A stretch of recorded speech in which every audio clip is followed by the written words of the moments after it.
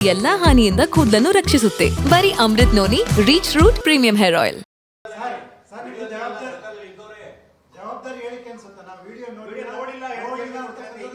ಇಲ್ಲ, ನಾನು ನೋಡಿಲ್ರಿ, ವೈಯಕ್ತಿಕ ನಾನು ನೋಡಿಲ್ಲ ಬ್ರದರ್. ಇರೋದನ್ನ ಸತ್ಯ ಅಂತ ಹೋಗ್ಬೇಕು.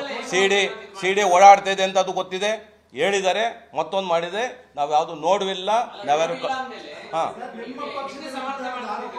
ಹೌದು ವಿಚಾರ ಸಮರ್ಥನೆ ಅಂತಂದ್ರೆ ತನಿಖೆ ಆಗ್ತಾ ಇದೆಯಲ್ಲ, ಯಾವ ವಿಚಾರಕ್ಕೆ ಸಿಡಿಲ್ ಇಂಥದ್ದೆಲ್ಲ ಇದೆ ಅನ್ನೋದಕ್ಕೂ ನೋಡ್ಲೇಬೇಕು ಅಂತಿಲ್ಲ. ಅಶ್ಲೀಲ ಚಿತ್ರಗಳನ್ನ ನಾವು ನೋಡ್ಲೇಬೇಕು ಅಂತ ಏನಿಲ್ಲ. ಆ ವಿಚಾರ ಗೊತ್ತಾಗೆ ಅಶ್ಲೀಲತೆಯಿಂದ ಕೂಡಿದೆ. ಅನೇಕ ನೋಡಿ ಹಂಗೆ ಮಾತು ನನಗೆ ಅನುಮಾನ ಪ್ರಶ್ನೆ ಏನಿಲ್ಲ. ಅದ್ರ ಬಗ್ಗೆ ಸತ್ಯಾಸತ್ಯದ ಗೊತ್ತಿಲ್ಲ, ಅದ್ರ ಬಗ್ಗೆ ನಾನು ಕಾಮೆಂಟ್ ಮಾಡಲ್ಲ. No comment.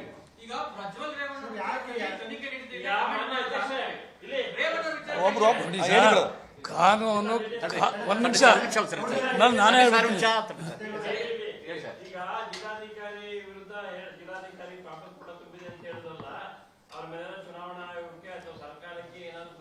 ಖಂಡಿತ. ಈಗಂತಂದ್ರೆ ನೀತಿ ಸಂಹಿತೆಯನ್ನು ಮುಗಿದಿಲ್ಲ, ಚುನಾವಣೆ ಆಗಿದೆ ಅಷ್ಟೇನೆ. ನೀತಿ ಸಂಹಿತೆ ಇನ್ನೂ ಸಹ ಖಂಡಿತ ಈ ವಿಚಾರದ ಬಗ್ಗೆ ನಾವು ಜಿಲ್ಲಾಧಿಕಾರಿ ಬಗ್ಗೆ ನಾವು ನಮ್ಮ ಪಕ್ಷದ ವತಿಯಿಂದ ನಾವು ಇದು ರಾಜ್ಯ ಚುನಾವಣಾಧಿಕಾರಿಗೆ ಮತ್ತು ರಾಷ್ಟ್ರ ಚುನಾವಣಾಧಿಕಾರಿಗೆ ಇವ್ರ ಬಗ್ಗೆ ನಾವು ದೂರು ಕೊಡಲಿದ್ದೇವೆ. ಎಸ್, ನೀವು ಶಿಶುಪಾಲನಾ ವಿಚಾರವನ್ನ ಡಿಸಿ ದೂರು ಕೊಡ್ತೀವಿ ಅಂತ ಹೇಳ್ತೀರಾ. ಒಬ್ಬ ಸಂಸದ ನಿಮ್ಮ ಪಾರ್ಟಿಯವರು ಈ ವಿಚಾರದ ಬಗ್ಗೆ ನನಗೆ ಅರಿವೇ ಇಲ್ಲ ಅನ್ನೋ ರೀತಿ ಮಾತಾಡ್ತೀನಿ ಅನ್ನೋದಾದ್ರೆ ನಿಮಗೆ ಡಿಸಿ ಅವ್ರ ಬಗ್ಗೆ ದೂರು ಕೊಡ್ತೀರಾ? ನೋಡಿ,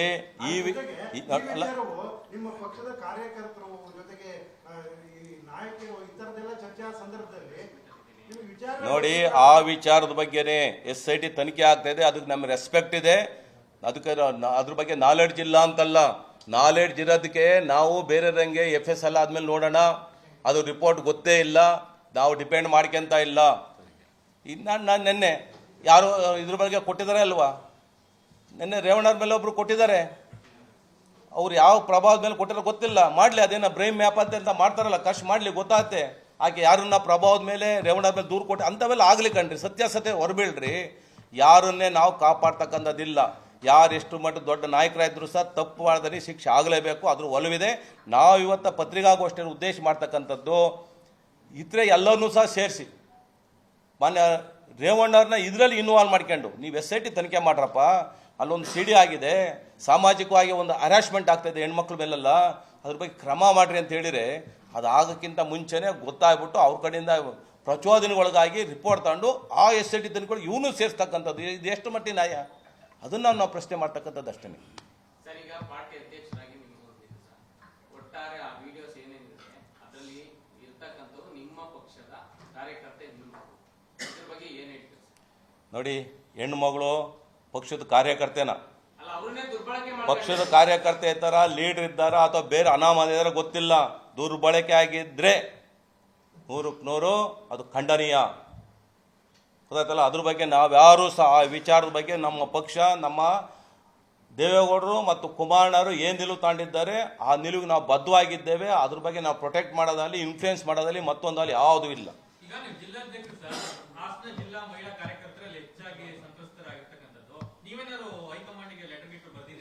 ನಮಗೆ ಗೊತ್ತಾಗಿರೋದೇ ನೆನ್ನೆ 3-4 ದಿನ ಕಣ್ರಿ, ಎಲ್ಲ ಗೊತ್ತಾಗ್ತದೆ ಹೈಕಮಾಂಡಿಗೆ.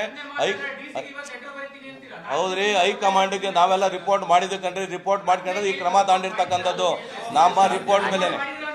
ಗೊತ್ತಾಯ್ತಾ? ನಾವು ರಿಪೋರ್ಟ್ ಮಾಡಿರೋದಕ್ಕೋಸ್ಕರನೇ ಅವ್ರಿಗೆ ಮನವರಿಕೆ ಆಗ್ಬಿಟ್ಟು ಸಸ್ಪೆನ್ಷನ್ ಮಾಡಬೇಕು ಅಂತ ಅವ್ರಿಗೆ ಮಾಡಿರ್ತಕ್ಕಂಥ ಈ ರಿಪೋರ್ಟ್ ಆಧಾರದ ಮೇಲೆನೆ ಮಾಡ್ತಾರೆ. ಇವತ್ತು ಕೋರ್ ಕಮಿಟಿ ಇದೆ, ನಿನ್ನೆ ದೇವೇಗೌಡರು ಸೂಚನೆ ಕೊಟ್ಟಿದ್ದಾರೆ. ಇವತ್ತು ಕೋರ್ ಕಮಿಟಿ ಡಿಸೈಡ್ ಆಗುತ್ತೆ, ಸಸ್ಪೆಂಡ್ ಮಾಡ್ತಾರೆ.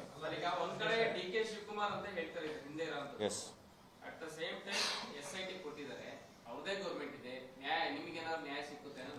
ನನಗೆ SIT ಬಗ್ಗೆ ನಂಬಿಕೆ ಇದೆ. SIT ಬಗ್ಗೆ ನಂಬಿಕೆ ಇದೆ. ಅದಕ್ಕಿಂತ ಅತ್ಯುನ್ನತ ಯಾವ್ದಾದ್ರು ಇದ್ರೆ ಈ ದೇಶದಲ್ಲಿ ಅದನ್ನು ಮಾಡಿಸಿ, CBIನೂ ಮಾಡ್ತಿ, ಏನೋ ಮಾಡಲಿ, ಫಾಸ್ಟ್ ಟ್ರ್ಯಾಕ್ ಕೋರ್ಟಿಗೆ ಹಾಕ್ಲಿ. ಯಾವುದೋ ಒಂದು ತನಿಖೆ ಆದ ಸಂದರ್ಭದಲ್ಲಿ ಬಂದ್ ರಿಪೋರ್ಟನ್ನು ಯಾವುದೋ ಒಂದು ಕೋರ್ಟಿಗೆ ಹಾಕ್ಬಿಟ್ಟು ಅದು ಇದು ಬರೋಕ್ಕಿಂತ ನ್ಯಾಯಾಂಗ ಲೇಟ್ ಆದಷ್ಟು ಇದಾಗುತ್ತೆ. ಫಾಸ್ಟ್ ಟ್ರ್ಯಾಕ್ ಕೋರ್ಟಿಗೆ ಹಾಕ್ಲಿ, ಸತ್ಯಾಸತ್ಯತೆ ಹೊರಗೆ ಬರಲಿ, ತಪ್ಪು ಮಾಡ್ದನು ನೀರು ಕುಡಿಲಿ.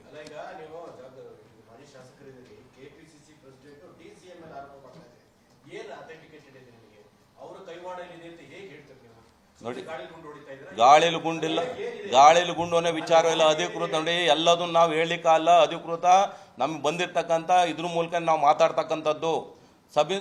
ಸರ್ಕಲ್ ಇನ್ಸ್ಪೆಕ್ಟರ್ ಮೇಲೆ ಫೋನ್ ಬಂದಿದೆ ಅವರಿಂದ, SIT ತನಿಖೆ ಮಾಡಲಿ, ಅದುವರೆಗೆ ಬರುತ್ತೆ. ಸರ್ಕಲ್ ಇನ್ಸ್ಪೆಕ್ಟರ್ ಆಫ್ ಒಳನೇಶ್ವರ ಪೊಲೀಸ್ ಸ್ಟೇಷನ್ ಒತ್ತಡ ಬಂದಿದೆ. DK ಶಿವಕುಮಾರ್ ಅವರು ಫೋನ್ ಮಾಡಿದ್ದಾರೆ, ಪ್ರಭಾವ ಬೀರಿದ್ದಾರೆ, ರೇವಣ್ಣನ್ನೇ ಏವನ್ ಮಾಡಬೇಕು ಅಂತ ಅವರು ಕೊಟ್ಟಿದ್ದಾರೆ. ನಾವು ಮಾತಾಡ್ತಕ್ಕಂಥದ್ದು ಇವತ್ತ ಪ್ಯೂರ್ಲಿ ರೇವಣ್ಣರ ಮೇಲೆ ಆಪಾದನೆ ಮಾಡಿದ ವಿಚಾರ, ಅದ್ರ ಮೇಲೆ ಪ್ರಭಾವ ಬೀರ್ತಕ್ಕಂಥ ಕೆಲಸ. ಏನಾರ ಮಾಡಿ ರೇವಣ್ಣನ ಅಳಿಬೇಕು, JDSನ ಅಳಿಯಂಥ ಕೆಲಸ ಮಾಡಬೇಕು ಅಂತ ಉದ್ದೇಶಕ್ಕೆ ಮಾಡ್ತಾರಲ್ಲ, ಅದ್ರ ಬಗ್ಗೆ ನಾವು ಇವತ್ತು ಖಂಡನೆ ಮಾಡ್ತಾ ಇದ್ದೇವೆ. ರೇವಣ್ಣ ಅವ್ರ ಬಗ್ಗೆ ಮಾತ್ರ ನೀವು ಸಮರ್ಥನೆ ಮಾಡ್ತಿದ್ದೀರಾ. ಬಹುಶಃ ನಿಮಗೆ ಅದಕ್ಕೆ ಹೇಳಿದ್ದು, ವಿಡಿಯೋ ನೋಡಿದ್ರೆ ನೀವು ಮಾತಾಡ್ತಿರೋದು ಒಂದು ತಾಯಿ ಅವರ ಅಜ್ಜಿ ಸಮಾನ ಅಂತವ್ರ ಮೇಲೆ ಇವ್ರು ರೇಪ್ ಮಾಡ್ತಾರೆ ಅಂದ್ರೆ ಅದನ್ನ ನೋಡಿ, ನೀವು ಇಲ್ಲಿ ಬಂದು ಕೂರ್ಬಾರ್ದು. ಯಾಕೆ ಹೇಳ್ತೀರಿ?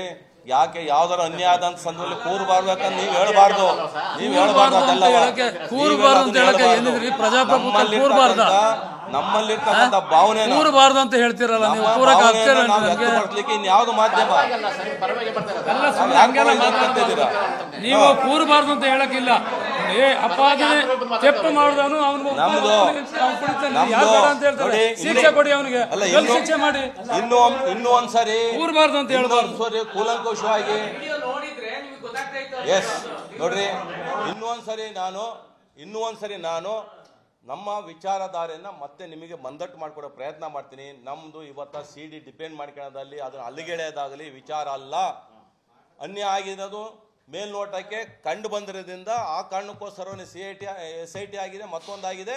ಅದ್ರ ಬಗ್ಗೆ ಏನೇ ಕ್ರಮ ತಗೊಂಡ್ರು ಸಹ ಅದ್ರ ಬಗ್ಗೆ ನಮ್ದು ಅಬ್ಜೆಕ್ಷನ್ ಇಲ್ಲ.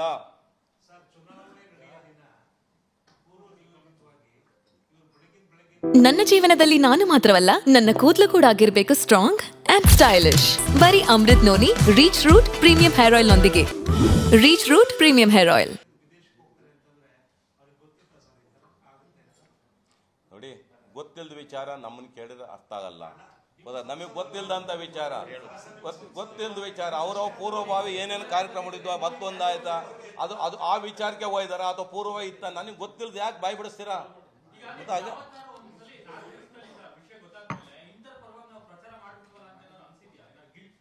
ನನಗೆ ನಾವು ಪಕ್ಷದ ನಿಷ್ಠಾವಂತ ಇವರು, ಗೊತ್ತಾಯ್ತಲ್ವಾ?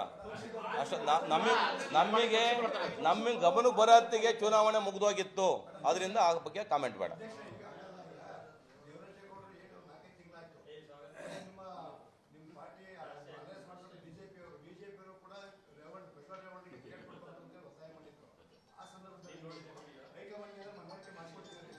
ನೋಡಿ, ನಮಗೆ ಈ ಥರನಾದಂಥ CD ಇದೆ, CD-ನಲ್ಲಿ ಹಿಂಗಾಗಿದೆ ಅಂತ ನಮಗೆ ಗೊತ್ತಿಲ್ಲದ ವಿಚಾರ.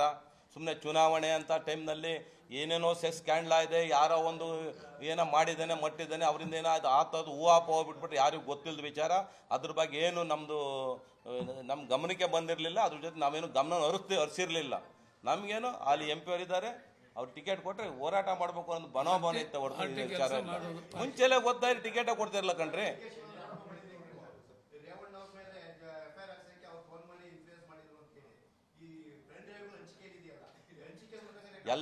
ಅದು ಗೊತ್ತಾಗುತ್ತೆ, SIT ಗೊತ್ತು ಮಾಡುತ್ತೆ ಯಾರು ಅಷ್ಟು ಬಂಡವಾಳ ಹಾಕ್ತಾರೋ, ಯಾರು ಬಂಡವಾಳ ಹಾಕ್ತಾರೋ, ಎಷ್ಟು ಲಕ್ಷ ರೂಪಾಯಿ CD ಇದು ಮಾಡಿರೋ.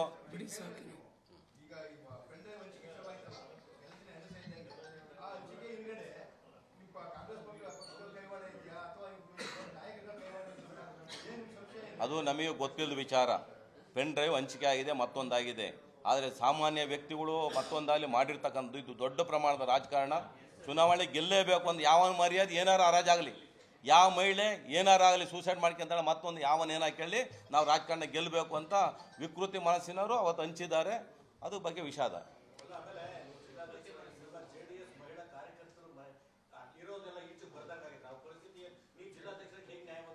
ನೋಡಿ,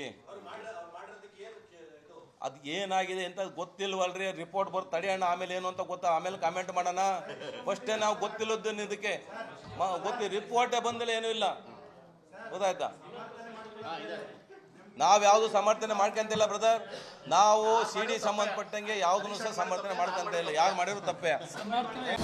ಅನುಕ್ಷಣದ ಸುದ್ದಿಗಳಿಗಾಗಿ ವಿಸ್ತಾರ ನ್ಯೂಸ್ ಯೂಟ್ಯೂಬ್ ಚಾನೆಲ್ ಸಬ್ಸ್ಕ್ರೈಬ್ ಮಾಡಿ. ಹೊಸ ಸುದ್ದಿಗಳ ನೋಟಿಫಿಕೇಶನ್ಗಾಗಿ ಬೆಲ್ ಐಕಾನ್ ಕ್ಲಿಕ್ ಮಾಡಿ.